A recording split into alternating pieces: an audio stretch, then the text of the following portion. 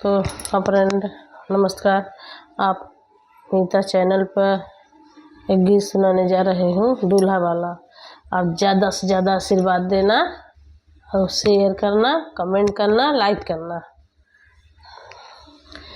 बंदा धीरे धीरे जाना ससुराल गलिया, बंदा धीरे धीरे जाना ससुराल गलिया।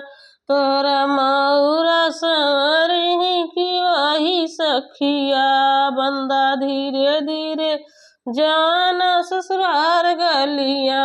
तोरा मऊरा संवरही की वही सखिया, बंदा धीरे धीरे जाना ससुराल गलिया। तोरा जमावा संवरही की वही सखिया, बंदा धीरे धीरे जाना ससुराल गलिया। तोरा घड़िया संवरही की वही सखिया, बंदा धीरे धीरे जाना ससुराल गलिया। बंदा धीरे धीरे जाना ससुराल गलिया।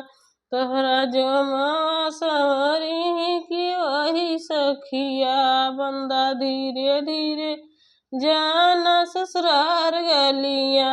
तोहरा मोजावा संवरही की वही सखिया, बंदा धीरे धीरे जाना ससुराल गलिया।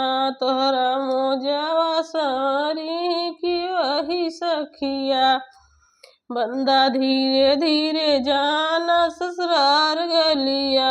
तोहरा जूतावा संवरही की वही सखिया, बंदा धीरे धीरे जाना ससुराल गलिया। तोहरा जूतावा संवरही की वही सखिया। By by. अगले ब्लॉग में मिलेंगे आप सब मुझसे। सभी देना, सभी कोई आशीर्वाद देना, आगे बढ़ाना, कमेंट करना।